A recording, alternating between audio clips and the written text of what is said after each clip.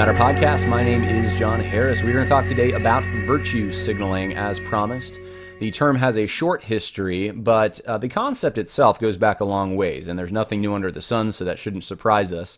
We're going to define it, though. We're going to talk about it. I'm going to share the history of it, and then we're going to show examples of it from the quote-unquote evangelical world. Lincoln Duncan, Matt Chandler, J.D. Greer, Louis Giglio, Dan Cathy, and I think there's another person we're including in this as well. But I'm going to give you some examples so you know how to recognize it, what it is, and it should be helpful. It should just be very clarifying, I think, for a lot of us. We use the term, we recognize it when we see it, but really, what is it? First, though, I want to share this with you. This is pretty funny. Someone sent this to me. I guess an individual who must, I don't know where they live exactly, but some connection to Southeastern somehow ended up going on campus, and on the areas, I don't know if this is on campus or it looks like it might be the public areas, I think, that are next to the campus, but they posted at least one sign that says analytical tools in a Soviet font with hammer and sickles for the two O's in tools. And it's all red background, yellow letters, and here's the public post. I wonder how long it will take Southeastern Baptist Theological Seminary to remove political expressions in a public right of way. So it is public. They love illegal and violent protests. Will they allow a lawful one? I know the college and the seminary are two of the most heavy-handed SJW institutions available, but if the signs are still there, blink once. If they're gone, blink twice.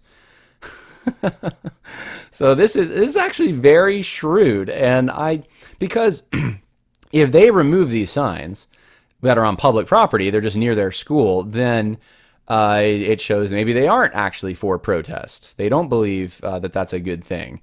But if they leave them up, it's a public protest against them. So interesting, and way to go, whoever this was. I mean, this is kind of the way to do it. Anyway, to call attention to it, at least to get the discussion going. That's been one of the problems is no one wants to have the discussion at some of these institutions. They want to beat around the bush and say they had the discussion. And something like this, I think, forces the issue a little bit. So anyway, hopefully that encourages the conservative students who are on campus and the Orthodox students who understand what's going on and don't like it. And maybe even some of the professors in hiding. Maybe it'll help them. I mean, I hesitate to say it this way, but I'm going to. Maybe it'll help them kind of grow a spine and really publicly go out there and talk about what's actually happening. But there you go. So let's talk about virtue signaling now. And we're going to start off with a little example. I saw this the other day from someone I don't know named Danny Slavich. I believe he teaches at New Orleans Baptist Theological Seminary. And here's what he says. When black Christians get to know me, they discover I'm different than the many white evangelical pastors they have learned to distrust. But that doesn't help on our website. They see me on the leadership page and they think that church isn't safe for me.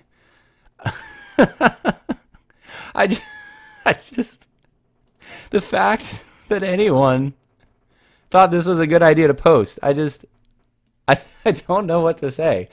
But I think most of us, you see that and you're like, that's a virtue signal. This is like, hey, I'm a white guy, but I'm not like those other white guys. You know, you've heard of them probably. You know, they're bigots, they're evil, they're intolerant, but I'm not like that. But the problem is so many of you guys are messing it up for me because you're all white and you're behaving so poorly. So people can't see how great I am and how tolerant and whatever I am because you guys are behaving so badly. Stop behaving badly so that people can go to the church website, see the white people, and they won't be turned off. They won't actually have to get to know me deeply to see how great I am. They won't start off with the assumption that I'm not that way. Danny Slavich won't have to work as hard. Total virtue signal, right? Just kind of like separating himself from the pack. I'm different. I'm virtuous. But at the same time, doesn't really help much because I'm still white. And that's kind of the, I think we would say that's the quintessential, stereotypical virtue signal right there. Well, what's the term actually mean? Here's the origin of the term. James Bartholomew, a contributor to the British magazine The Spectator, coined the term virtue signaling in 2015 to describe the way in which many people say or write things to indicate the way they are virtuous, in an often subtle way and without doing anything virtuous. The term is most often applied to progressives who use circumstances to publicly announce their commitment to egalitarian principles with little to no sacrifice on their part. They generally live in a world where bravery and courage involve offending those who cannot harm them to appease those who can. Unfortunately, this tendency toward empty boasting is not unique to secular progressives. Leaders at evangelical institutions are also joining the bandwagon, often dragging their understanding of the gospel with them. So, origin of the term is pretty simple. It is trying to show that you're virtuous, doing things to indicate that you're virtuous publicly, pronouncing this, but without really actually doing anything virtuous. It's an empty suit.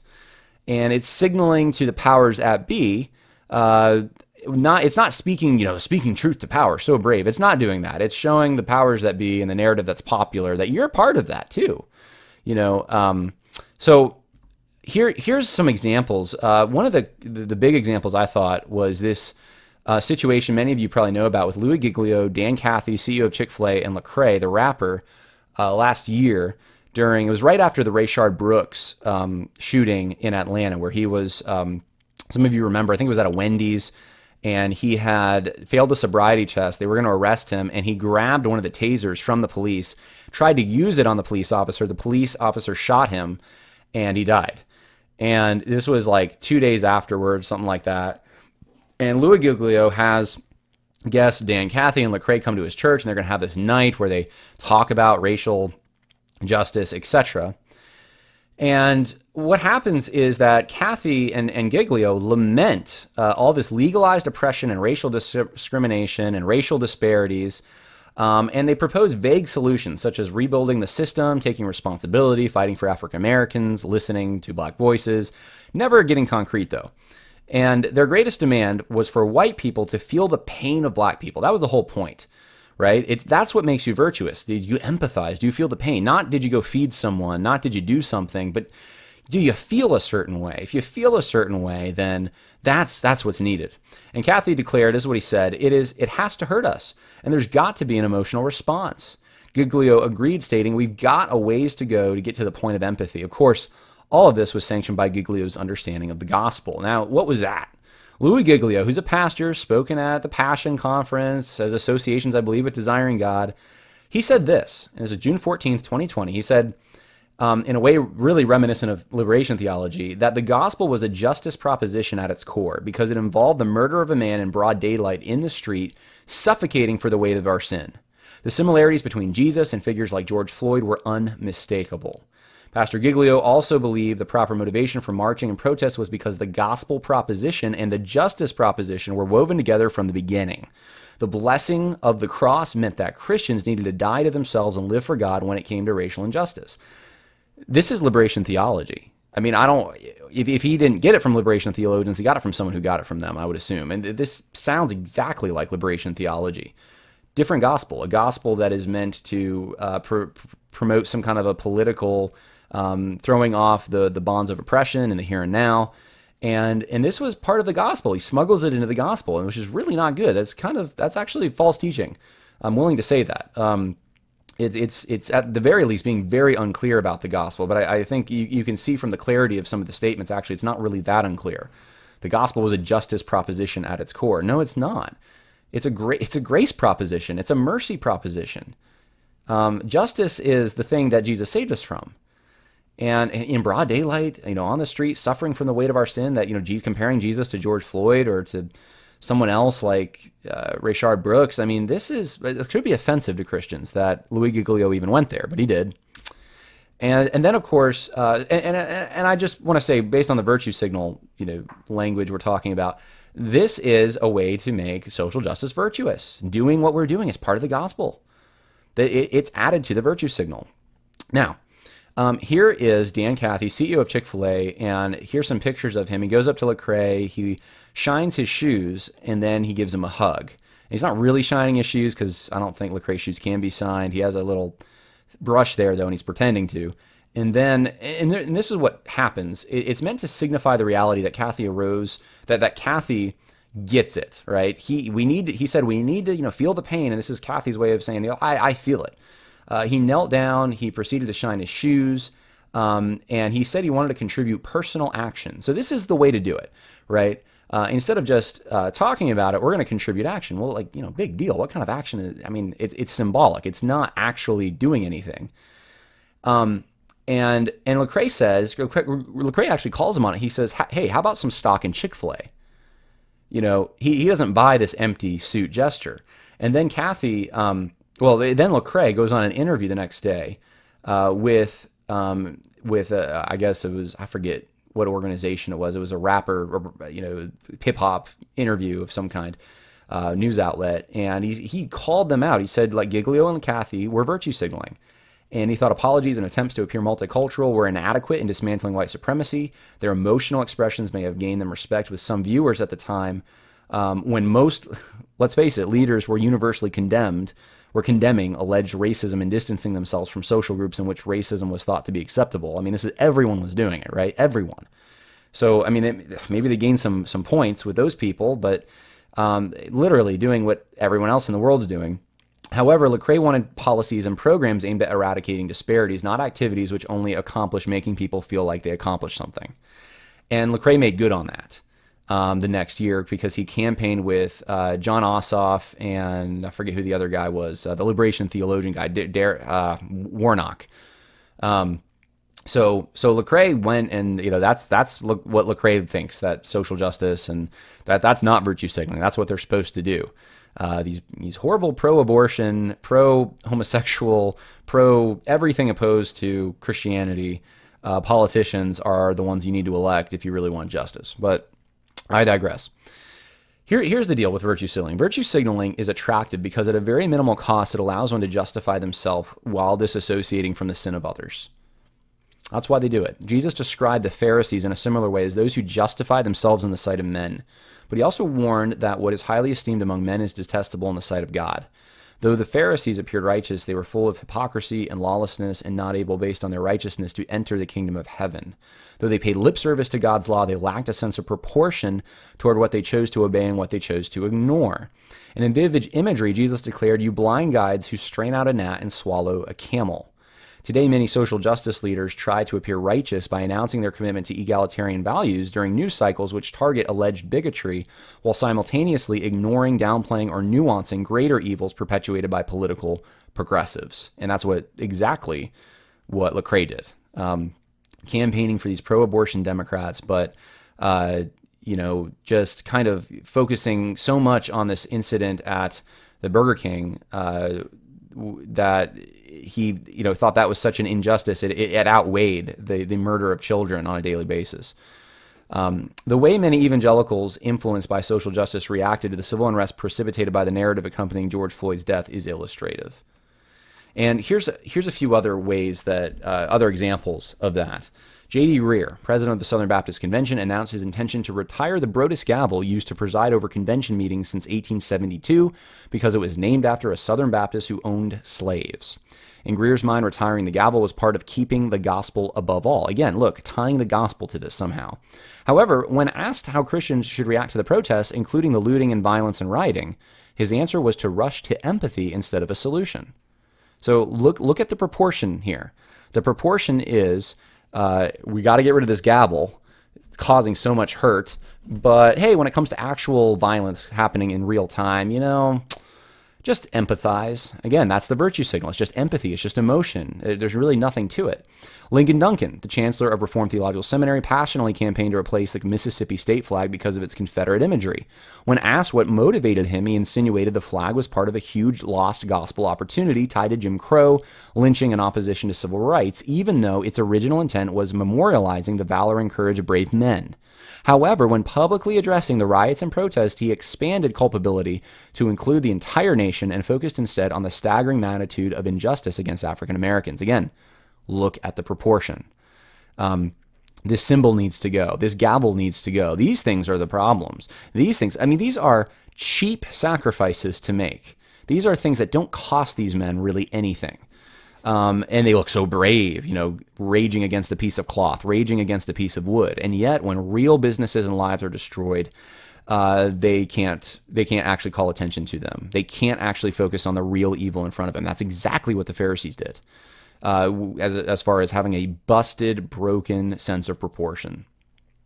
In a similar way, Matt Chandler, the popular pastor of the Village Church in Dallas, Texas, framed George Floyd's death as a part of a demonic evil which characterized the United States and posted a black square on his Instagram account in order to uproot racism.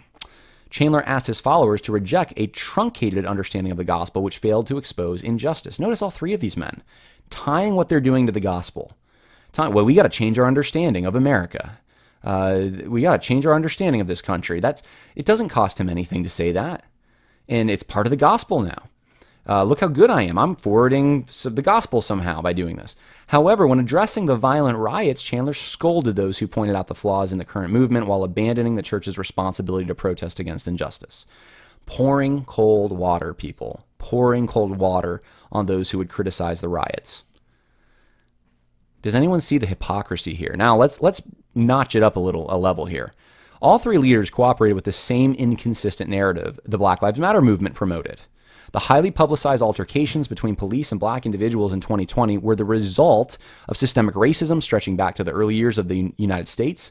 Rectifying the problem involved sacrificing understandings, traditions, symbols, and relics of the past. The nationwide violence, looting, and vandalism accompanying the riots should be rationalized in light of systemic racism. And the major difference between social justice advocates in evangelicalism and those in the secular world was the way they portrayed their motive. Greer, Duncan, and Chandler publicly depicted their anger over systemic racism and their symbolic and ostentatious gestures to combat it as rooted in a concern for the gospel.